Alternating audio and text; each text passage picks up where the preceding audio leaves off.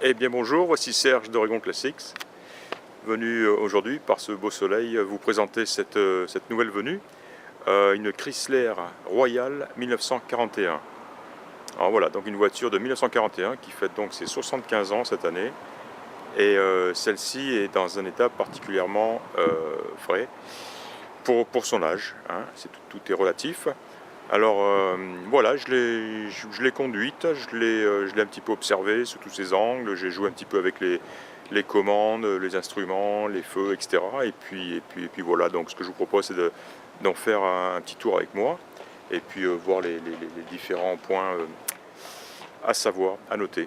Voilà, donc une, une voiture qui a été restaurée, on ne sait pas quand exactement, pas mal d'années.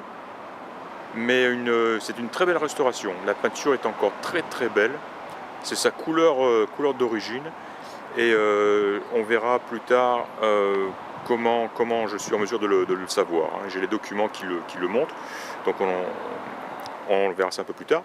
Donc très belle peinture dans sa couleur d'origine. En fait, même les pneus à flanc blanc étaient aussi une option de cette voiture en particulier à l'époque.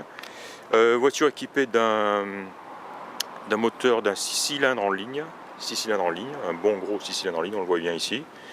Il est en 6 volts, la batterie est en 6 volts, deux gros klaxons ici, imposants, et un moteur qui tourne bien, qui tourne très bien, on le verra un peu plus tard.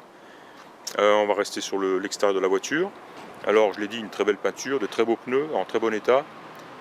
Les chromes sont très beaux. Ils sont pas parfaits. On voit un petit peu sur la grille devant. On voit qu'ils sont d'époque, hein, ils sont un peu piqués. Surtout sur la grille. Ensuite, les feux, l'entourage de feu, etc., eux sont en meilleur état. Le pare-choc aussi. Il est en très bon état. Je les qualifierais disons, de 8 sur 10. Hein, 7, 8 sur 10. Hein, c'est pas du chrome neuf, hein, c'est du chrome d'origine de 75 ans. Quoi, hein. Voilà. Les vitres, les glaces sont en bon état, elles montent, elles descendent, les portes s'ouvrent et se ferment sans difficulté. On a les portes arrière style suicide comme ça. Même les joints sont magnifiques, on le voit ici. Très très beaux joints. Et voilà, ça ferme bien. Aussi bien derrière que devant. On reviendra sur l'intérieur comme j'ai dit un peu plus tard, mais voilà, je voulais montrer donc les portes étaient en très bon état. Aucune présence de rouille en bas des portes, en bas des ailes sur cette voiture. C'est la bonne nouvelle, la très bonne nouvelle. Voilà, on a un joli coffre aussi très sain. Cette voiture a beaucoup de documents intéressants. On verra cette pochette, les documents sont à l'intérieur de la voiture, on y reviendra plus tard. Et entre autres, on a le shop manuel ici, de l'époque, un 41-42, on voit. Donc une espèce de revue technique, hein, pour la voiture. La C28, en fait c'est la note ici, C28 Royal. Voilà. Et voilà, Your Chrysler Proposition, pareil, code C28, donc un petit manuel d'utilisation, je dirais, voilà, sympa. Voilà, et tout ça donc datant de 1941, donc il faut en prendre soin. Qu'est-ce qu'on a encore on a encore quelques pièces ici. On a une plaque d'immatriculation historique véhicule, donc réservée aux véhicules de collection. On a une roue de secours qui a été bien utilisée, mais elle est gonflée encore. Mais voilà. Et sinon, je l'ai dit, un coffre joli, un coffre au sein. Ah tiens, intéressant. Voilà, je viens de retrouver le petit carénage qui manquait. Là, sur le commodo de clignotant ici. Donc voilà, j'ai retrouvé. Apparemment, il est cassé. Donc il va falloir... Je sais pas. Enfin, je regarde de plus près. Non, il n'est pas cassé. Ou une petite pièce à l'intérieur est cassée elle-même. Je sais pas. Je suis content de l'avoir trouvé. En tout cas, je pensais qu'il était manquant. Donc je vais m'y intéresser. Je vais le mettre là par terre pour l'instant. Voilà, super. Voilà, donc l'extérieur, donc on en a parlé, donc encore une fois, belle peinture, belle glace, belle vitre, hein, de beau chrome, et voilà, des portes qui s'ouvrent et qui se ferment sans difficulté, idem pour le coffre, hop là, verrouillé, c'est sain tout ça, c'est sain, c'est bien droit, c'est nickel, j'aime bien. De beaux joints, on l'a dit, un joli compartiment moteur qu'on va entendre tourner d'ailleurs. Alors,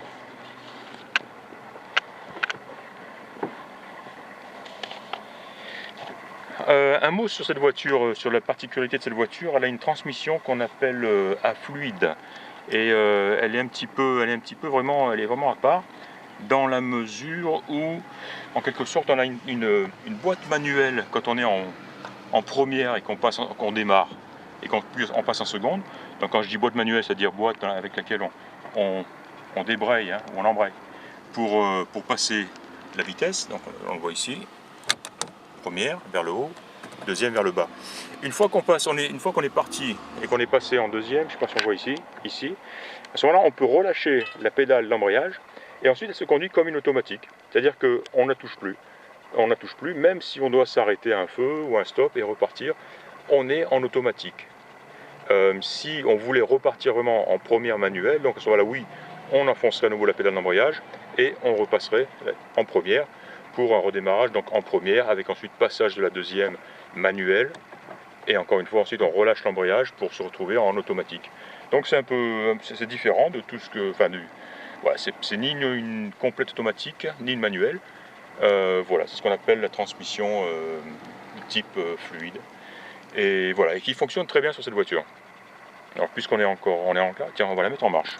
Alors contact et démarrage ici. Je vais bien vérifier que je suis en... Oui, heureusement, point mort. Et on a un bouton poussoir ici. Voilà. Elle a démarré, impeccable, sans difficulté. Puisqu'on voit les cadrans ici, le cadran de vitesse fonctionne. On a aussi une petite manette ici de remise à zéro du compteur journalier qui fonctionne, je l'ai fait. Le klaxon, normalement, devrait fonctionner à partir du volant ici. Or, il ne fonctionne plus. Hein. On a un joli volant, mais qui est d'origine, et donc le klaxon ne fonctionne plus. Et le propriétaire de la voiture a installé un petit bouton poussoir ici, en bas. Voilà, alors ça marche, ça fonctionne, c'est bien, c'est propre, c'est bien fait. Quoi d'autre? Donc oui, on en revient au compteur ici. J'ai noté que la jauge de température d'eau ne fonctionnait pas ici. Je ne vois pas l'aiguille du tout. Si elle est tout à fait cachée là-bas vers la gauche, mais elle ne fonctionne pas. Le voyant de charge de batterie fonctionne, ainsi que le voyant de la jauge de pression d'huile et la jauge de niveau d'essence. Alors sympa. On a aussi une petite manivelle là-bas en bas à côté du frein à main qui fonctionne. Hein. Voilà, on a un petit frein à main ici qui fonctionne. Et à côté, on a cette petite manivelle qui permet de monter et descendre. Voilà, l'antenne, on la voit dehors. Voilà, elle est sympa plus que ça. Mais elle remonte et en fait, elle marche très bien puisque j'ai testé aussi l'autoradio.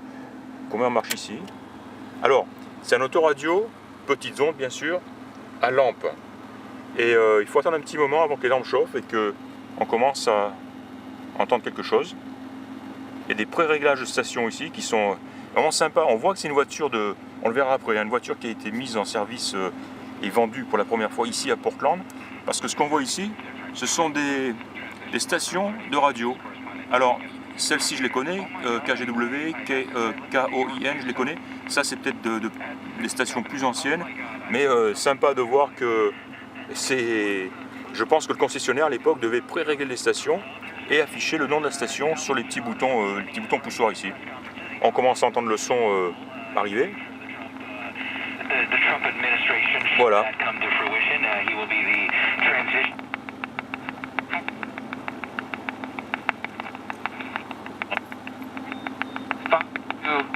The federal government telling the state of North Carolina that this law was a problem under federal law. Et j'ai noté que l'antenne avait un... Voilà, on voit que le son devient beaucoup plus fort. Je vais le baisser d'ailleurs. C'est incroyable l'effet de l'antenne sur la réception. C'est vraiment efficace. Voilà, donc je vais l'arrêter. On va appuyer sur off ici. Et puis voilà. Tiens, on va aller écouter un petit peu le moteur.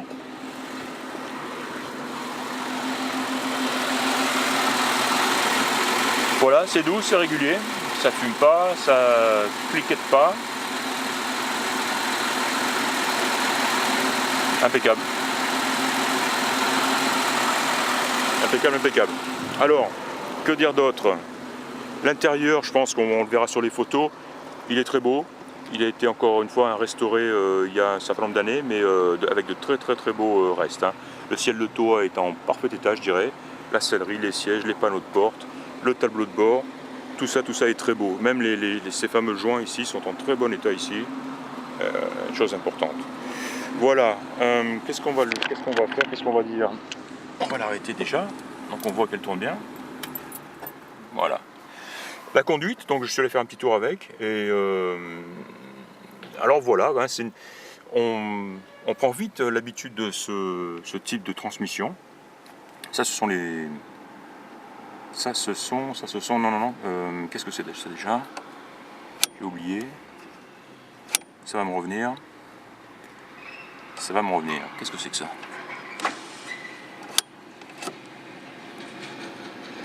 L'ouverture du capot? Non, c'est pas ça. Intéressant, je sais plus. Ça va me revenir. Bref, qu'est-ce qu'on a ici? Là-bas, on a deux boutons. On a un starter manuel ici et les boutons des feux, hein, feu de route, feu de croisement, avec passage de feu de route et de croisement par un petit bouton poussoir au pied là-bas. Voilà. Que dire d'autre?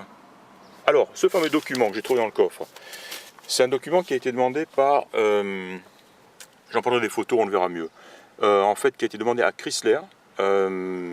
Quelqu'un donc a envoyé le numéro de série de la voiture et obtenu tous ces documents en retour, très intéressant. On y voit donc le pédigré de la voiture en fait, hein, les options inscrites ici. En parlant d'options, quelque chose que qui ne devait pas être en série sur la voiture, c'est le chauffage. Elle n'est pas équipée de chauffage. C'est rare, mais bon voilà, peut-être qu'en 41 c'était pas si indispensable que ça. Donc je l'ai cherché partout, il n'y en a pas, il n'y a pas de boîtier de chauffage de toute façon, et il n'y a pas de connexion non plus avec le moteur. Donc voilà. Entre autres, donc options, on a la fameuse transmission fluide, la radio à tube, les pneus avec flanc blanc, les enjoliveurs, les rings hein, sur les roues aussi, chromés. Et voilà, on a le numéro de série du moteur qu'on voit ici et que j'ai retrouvé sur le moteur. Et le body 2986 hein, qui correspond donc à cette C28. Voilà. Donc intéressant. Qu'est-ce qu'on a d'autre ici? On a